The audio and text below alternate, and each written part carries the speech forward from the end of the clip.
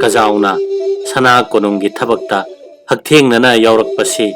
ing lising amaga chanipan marifu tarukta sana bora chawbagi lalho adudani haibeyai Chandrakriti Maharaj na thupkibaga majai bungo Surchandra na ningthau oike Pambal kabagi charang naringaida Narsingha gi macha bora chawbana lan hore ningthau khubam munge thorang lakhe adubu mai pakhide Kajauna lalho asida karigi yaururibano konung kariba mahakna tasengna ningthau gi mayokta lepkhibra natraga saheb singgi lan asida paunana lanmi gi luching purene lan ngamduna bora chawbana ningthau oirabadi paunabu senapati ohengani aduga matik mathauna leiba ateibusu chana chana ba pham lanthokani adubu paunana lalhosi yaukhibadi senapati oigani haibagi mihobagi natte Kajaugi wakhalso paunana khalam maga chanai sana bora chawbadi ningthau oiningbana ngauraba misakne mahak Maharaj Chandrakriti gi mathaktasu lan hoba pamki matam adudasu paunada luchingbina ba haijaki paunana yakhide Chandrakriti di mapangal mathauna leiba maraiba ki da makhan maning thaune mahak masagi phirep leije Angres singa hakchinna tinarabasu saheb singi apambada taha thabak taude lebak prajagi khalle aduga mahakpu mireibak ta phawba thaduna thang tagi athoiba mahi phanghalliba ningthaugi mayokta magi thang haigat pa haibasi miyoibagi dharma natte haina chetna thajaba paunane amaromda saheb singtanabu hairabadi loire khanna lebak sason tauriba Surchandrabudi ningthau machin manau maraktagi ayambana yade prajana su pamnade Maraibak mama lebak ki ning tambada ikai khumnariba khongmi lanmi phawbada kusira si tauriba saheb singi lonchatta mit narame mathau natana mathau sariba makhoi gi thabak singda penade lalhobagi mapu bora chawbagi apambana ama aduga magi mateng pangliba singi thabakna saheb singi mayokta Bora chawbagi lalho adu nambolomdagi hauki masina lalhodu mayek sengkhidabagi chawraba maramne lanmi singna lamsang laklingaida losing singlaba thangalna langi nason phangki mahakna numittugi ahingda mayumda handana konungda leikhi bora chawbagi lanmina nongsup thong lansilakpa matamda mahakna thaurang tawduna leiraba govindagi singar sarik khinglakhi Kangsi makol sida bora chawbana nongale khanduna khongpham handokhi paunana khamba phawba tadana chenkhi I marik amatta tadana bora chawbagi lan namthakhi lalhauda yawba pumnamak pharaga magi matik chaba maralda dandi piki bora chawbana magi lanmi tengon khomjin tasin pham nambolda oikibasi maram kaya leramgani maruoiba kharadi mafamse konungdagi aduk hakna lapa oidabana chathok chasin lambi thongi khudong chaba aron balalongsi khangnaraklabasu tongjai maril lomda laina chen khibaya maikei somda thangta sarit sarada mitsing na singba yamna leiduna khongmi lanmi semgatpada wadabagi su oigani amaboirabasu mana maikei somdagi lan hufam oikribasi Pukhramba Kajao gi matongi mapanani Magi pokna pham kangmong ganaknaba mafam oibana paunaga unaduna magi liching makhada lan yauduna sakhang maikhang nabagi khudong chaba phangki lan yaukhi lan da maithiraba pauna Kajauna chingba kharadi loi thakhide jail da thamki ngakchau thekpa pakasanagi haigat libangak thudek tuna laman kumbana tiken rajit ki lining ni adubu tarai bari oiroi Pakasanagi michangda Maharaj Surchandrana phaigak phainare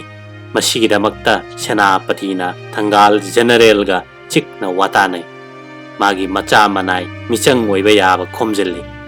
thajaba yaba misak thadoktuna thauna phaba maitai pakhang sing thihalle matam masida Pukhramba Kajao di yaskol lakpa bora chawbagi lan gi bondi oiri aron ba pau kaya dagi tikendrajitna Kajao gi ming takhi magi mapangal mathawna thang tada hei singbagi matik magun khanglaktuna jaildagi thadoklaga maitai lanmi gi jamadar hapke jamadar hek oibaga Kajao kuina unarudraba mama mapa marup mapang sing unaba khunda lakhe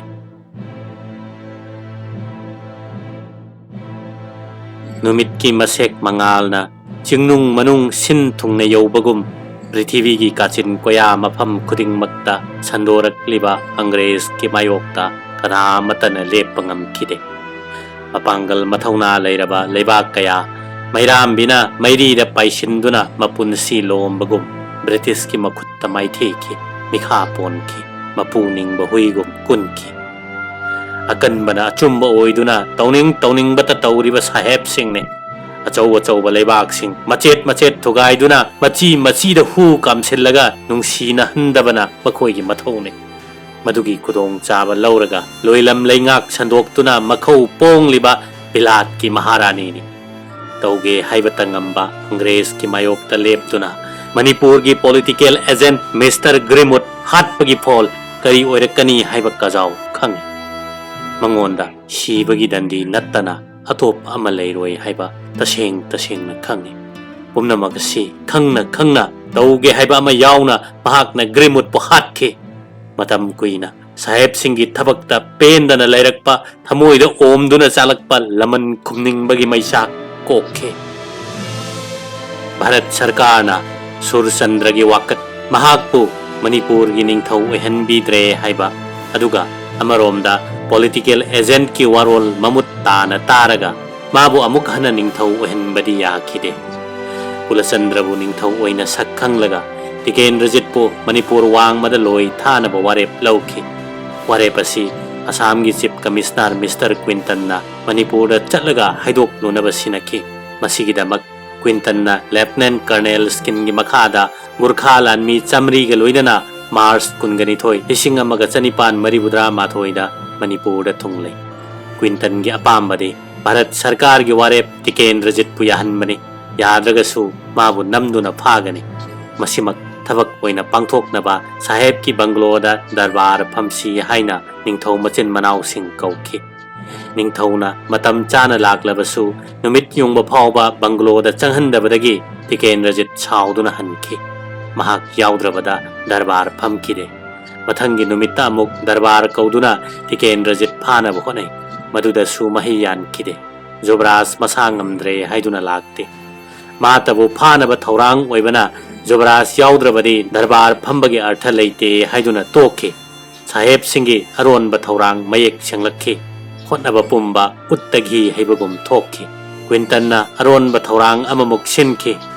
Manipur gi maming leiraba ras lila yenge aduga hankrage haijilaga Mars kunmari gi ayuk pung mari ga minute nifumanga tabada Jobras ki sangaida nongmai kapsinduna praja mayam ama misimina thoganki masidasu saheb singining bathongkide Jobras phaba phangkide saheb singna amuk Manipur gi ningthauga wari sanasi taisinasi haijarakhe Pulachandra Maharaj nasu yabiraduna chief commissioner Mr. Quinton naluchinglaga political agent Mr. Grimwood Nifunithoi suba Gurkha regiment ki Lieutenant Colonel Skin chief commissioner ki assistant Cousins Nifuhumdoi suba Gurkha regiment ki Lieutenant Simpson aduga Bengon khongba amaga loinana darbar phamnaba lakhi konunggi maikeidagi Jobras Tikendrajit Thangal General Angom Ningthau Ayapurel Colonel Samu Chongthamia yaukhi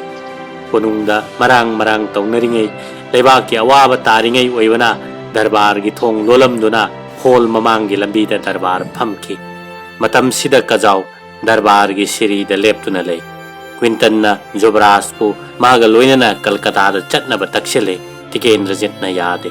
konunggi maikeidagi wafamsi taisinaduna loisindreba pawba saheb sing nongmai kusukulai pumnamak maitai sifai singna ngak senaba kanna taksile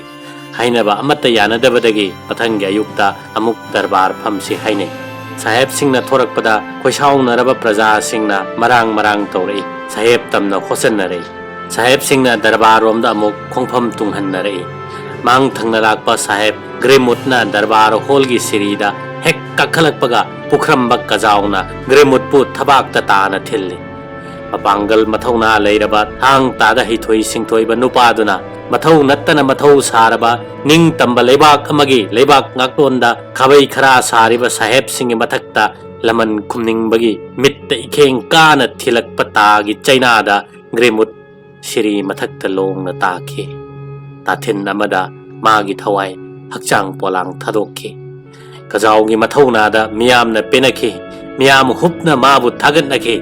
Sarangna marakta Purungba Jatrana Darbar gi thong kauthokhtuna atai saheb sing manungda lothanki thawai kanbeki adubu maral leiraba makhoina achumbagi mamangda kayam kuina khanglugani numit adumaktada thangal general gi athangdagi bengun khongba yauna saheb manga sanglingbagi khutta takhi tangla mamangda angouba makok kenki saheb singi makokna nungoibida aduga hakchangna khwairam banda phumki matungda lebak hauduna konthaujam imhamda leiba saheb singi banglo sumai thadokhi Kajauna grimut halam laga kanglagi nong chup thonglom dagi thorak laga mayum kangmong da halakhi matam kuina magi apamba ningjarakpa thungbagi paw mayumda marup mapang singda tamningbana ngaiba ngamkidre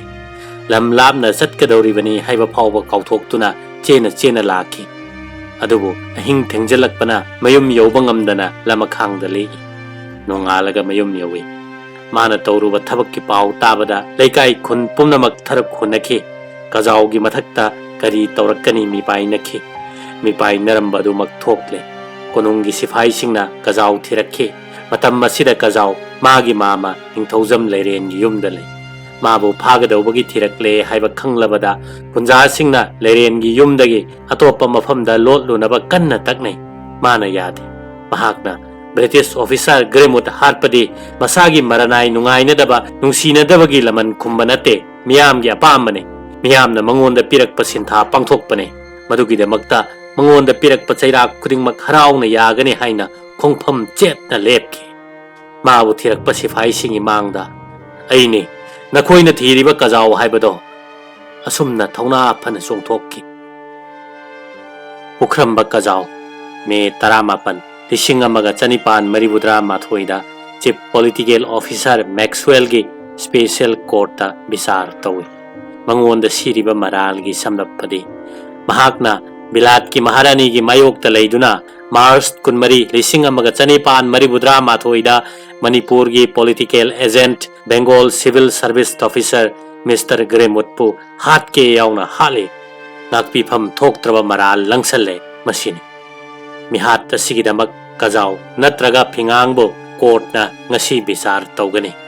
Kajao gi jabanda Gremut hali haina masana yazaki bisara sida miya singna sarkar gi sakhi oiki sakhina Kajao da piriba maralda kari haining balai hangi mahakna kari mata yening balai te khumi Kajao masagi jaban piram daida mahak kangmong khundagi chawba singi masane Sahi kuntra mangarom sure haina saktai ai Surchandra gi mayokta lal na hobagi jail da lai Mars kunmarida konungda nongmai kapagi paw tai numidang wairamda thangapat yowi makharom thangba thongdagi kangla changi aina khundagi lakpada ta pairei sorokta darbar tawi darbar loiraga saheb singna kangla sa leiba thonglomda thokki miyamna langnarakpaduda amuk hosilai wangkai rakpa amasung angom ningthawna mang thanglakpa saheb ahum kannaba honai sakhi oiriba miyana mateng pange miyam ya sauba pendabagi kholaw hena hogalai aina pairiba tana saheb pamathille mahak darbar hall gi sirida sangna taduna lei aina saheb to hatpa matamda koyat amuba yetle ikan kanadana senapati amuk lai nongsup lomda thokhi aishu matung inaraga thorei yum dalai yum yobangamdana khulamada le yum halakpada ta loinare miyamna hainariba nepra haibadudi ai khangde